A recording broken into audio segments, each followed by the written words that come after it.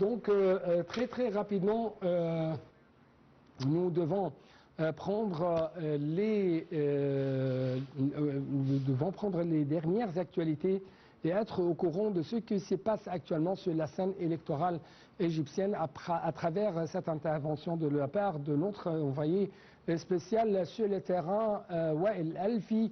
Wael, toujours vous êtes le bienvenu et merci beaucoup encore une fois pour vos efforts.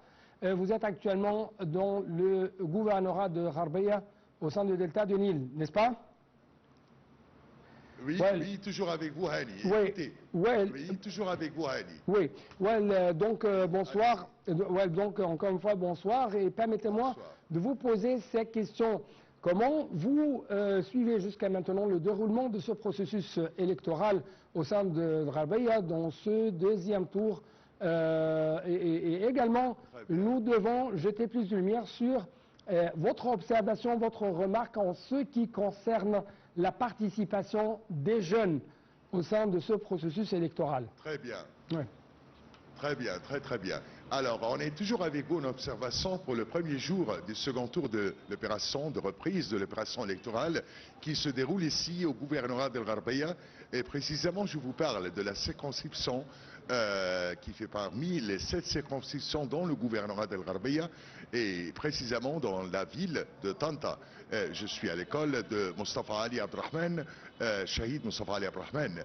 Et là, comme on a commencé le matin avec l'ouverture qui était à 9 h du matin, l'affluence était en quelque part moyenne et a commencé à augmenter au fil du jour. Là, nous sommes à quelque part de la fermeture de scrutin vers 9 h pile du soir comme c'est habitude toujours. Mais vous remarquez derrière moi qu'il y a l'affluence à l'intérieur du bureau électoral et au scrutin, surtout de la catégorie des âgés, surtout des femmes. Vous voyez ça sur place avec moi et vous voyez comment l'affluence des gens ou bien le flux des gens des participants.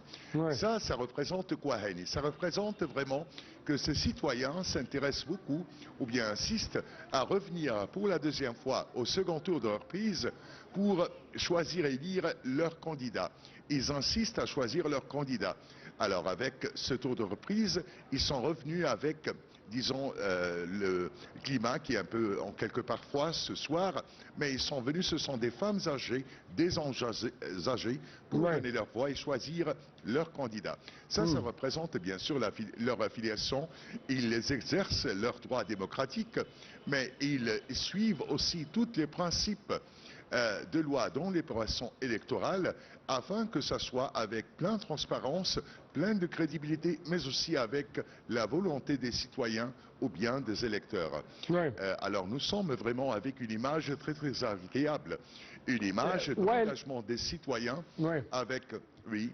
Oui, là, vous venez de mentionner que ceux qui occupent justement actuellement la scène électorale chez vous, dans le gouvernorat de Gharbeya, ce sont les personnes âgées, les femmes. Mais où se trouvent les jeunes? Comment vous avez vu leur performance pendant ce deuxième tour? Très bien, très bien. C'est une bonne question. Rappelez-vous, Hali, que nous ne sommes pas dans un jour férié, nous ne sommes pas dans un jour de congé. Nous sommes dans un jour, le mercredi, c'est au jour de la semaine.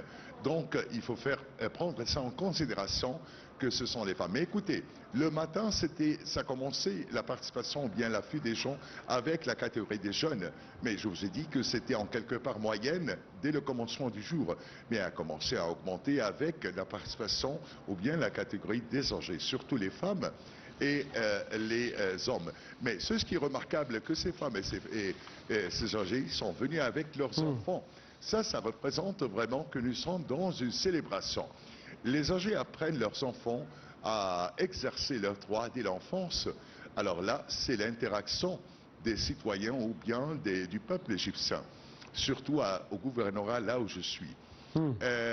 Il faut dire et mentionner, bien sûr, que dans cette opération électorale et surtout dans ce cours de reprise, nous sommes dans le second cours de reprise pour l'élection déclarée, décidée par l'autorité nationale des élections. Et je vous rappelle que pour la province, là où nous sommes, la province du Nord, c'est-à-dire le Caire, le delta du Nil, avec tous ses gouvernorats, avec les 3 grandes villes, sur le canal de Suez, avec le nord et le sud de Sinaï, nous ne sommes pas avec une reprise qui est visée pour des cas d'irrégulation, de violation. Je vous rappelle que nous sommes là parce que les candidats qui n'ont pas obtenu la majorité absolue de suffrage, c'est-à-dire des voix des électeurs. Donc c'est pour cela que c'est repris ce second tour-là. Justement, ce qui est très remarquable, comme vous venez de dire, c'est que les enfants sont accompagnés par leurs parents, par leur maman, dans ce processus électoral. Je crois que c'est une bonne expérience quand même. C'est agréable. Ils n'ont pas laissé leurs enfants à la maison. Ils sont venus avec eux, que ce soit les femmes âgées ou les hommes, pour leur apprendre à comment exercer leurs droits dès l'enfance, parce qu'il faut apprendre aux jeunes que ça, c'est un vraiment devoir national. Ça, c'est un devoir que chacun doit exercer. Devoir national, devoir social. Le joueur, voilà. Mais écoutez, tous côtés sont regroupés dans cette opération électorale. C'est pour cela que je dis toujours que c'est vraiment une image très agréable. Tout est bien organisé de la part de l'organisation, de l'autorité des gouvernements à travers le pouvoir exécutif. Le pouvoir législatif a pris toutes les mesures dont l'organisation, la surveillance et le contrôle, mais aussi suivant tous les principes de la loi égyptienne, conformément à la Constitution et à la loi de l'opération électorale.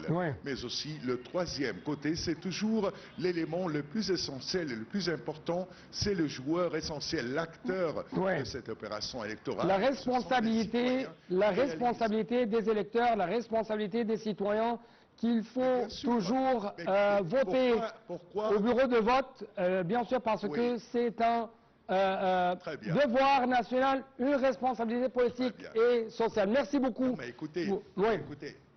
Non, mais écoutez, en plus, c'est pas seulement un devoir national. Je vous écoute. Ils s'intéressent toujours à insister, ils s'intéressent toujours à choisir et élire leur candidat, parce que c'est lui qui va le représenter à la Chambre des députés. Ils veulent que leur voix va transmettre au Parlement égyptien pour sa nouvelle session. Ils veulent choisir la personne qui savent bien leur expérience, qui savent bien son expérience, qui savent bien qu'il travaille au service de la circonscription ou bien des citoyens dans l'endroit là où nous sommes.